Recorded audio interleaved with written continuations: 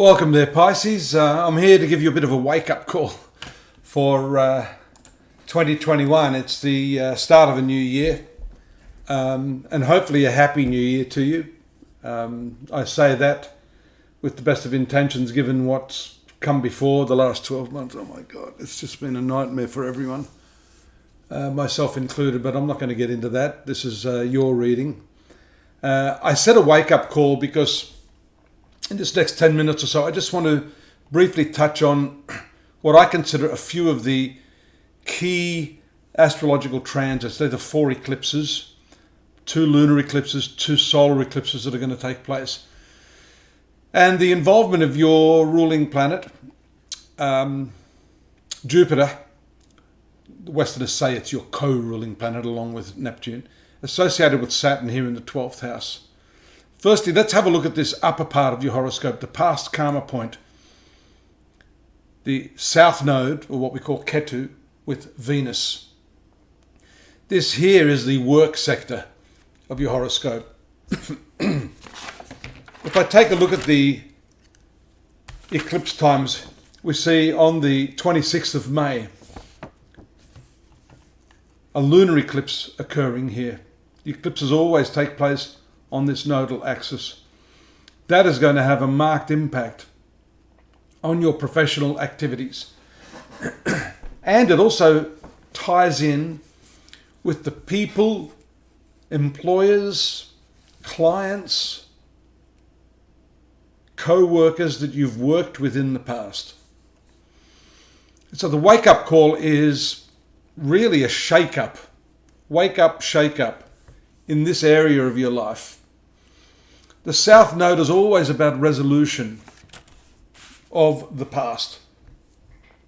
The past is what defines us based upon the conditioning, based upon the genetic makeup, and if you subscribe to the concept of transmigration, rebirth, and karma, then this area of your horoscope is sucking in a lot of the past talents that you have. What are they? That's an important question under the eclipse. It's going to release a lot of energy. It's also going to frustrate you. It's going to block off a lot of energy. That frustration is evident right at the word go for 2021 with Jupiter and Saturn in that right angle, as you can see here, to Uranus. Uranus is very progressive too. It's in your 3rd house of thoughts, thinking processes. It's a perceptual house. It's the way you perceive things. It's also the way you communicate to people. So that is having a challenging influence on you. And that's tied in with this eclipse as well. You notice here the nodes are in that right angle to Neptune, which is your principal ruling planet. You can see you're having some difficulty there processing and translating all that past talent, suffering, it's all mixed in. It requires a very, very astute filtering process on your part, like filtering the cream from the milk, the creme de la creme. What is it in your life, in your work especially, that is the creme de la creme? We see Venus as the 8th ruler involved in this at the outset of the year, showing us the transformative process of love. The moon is ruling your 5th house. That's part of that first eclipse, indicating the creative loving process. So bringing yourself back into alignment with those core talents, those gifts you've been given at the outset, which are, if you believe in that karmic process, carried over. Well, even genetic. Look, let's not use the word karma. You take a look at Mozart. He was playing the piano at 3. He wrote his first, I think it was Twinkle, Twinkle, Little Star. Was he 3 or 6? In other words, that talent was carried forward. From where? People that subscribe to this philosophy say, well, he must have known how to play piano in his previous life. What was it in your previous life? What are the core competencies and abilities that you have that you can bring to the table in 2021, Pisces? That is a very, very key question for you. And because the North Node, or where your soul is going in the future, is in this fourth house, it's going to be a very delicate balancing act. The second eclipse is a solar eclipse on the 10th of June, right here. That's where I'm going with this. I'm saying it's like a seesaw pattern. 10th house, 4th house, career, family, boss, mother, authority, subservience. All of these archetypical questions will come into play. You may not be conscious of them, but they're going to play out in the drama of your life in 2021. You see here this North Node, the solar eclipse, which rules the 6th house. That's a health house, it's a debt house. The solar eclipse is a good omen for you. The solar eclipse means the energies of the sun are cut off in this 4th house. This could be removal of debt. It could be overcoming enemies. You want the ruler of the 6th house to be subservient, to be in a weak position. It gives you strength. It's very much like the mathematical principle of negative times a negative equals a positive.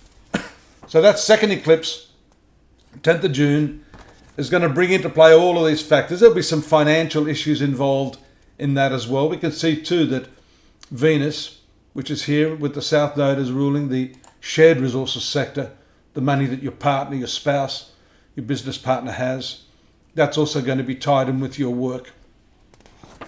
Questions of savings, future security, how you share and pool your resources are very big questions for you. And that comes into question even in a bigger way during this solar eclipse on the 10th of June. The 19th of November, there is a eclipse in the sign of Taurus. Taurus is the 3rd house. And so this 3rd house contains Uranus right now, which is blasting through a whole lot of conventions that you've held sacrosanct in the past. Some of you will have some problem, an ongoing problem, I think, with a sibling or a neighbour. 3rd house is siblings and neighbours. 3rd house really is your own mind. That's the closest neighbour. How are you dealing with this? It's imperative that you work on that. The manner in which you think, the manner in which you communicate are all brought under the microscope under the 19th of November eclipse. Late in the year, but not as late as the solar eclipse, the final eclipse of the year. Again, taking place as the cherry on the top of the 2021 cake. Back here in the sector of work, career, self-esteem. The sun in the 10th house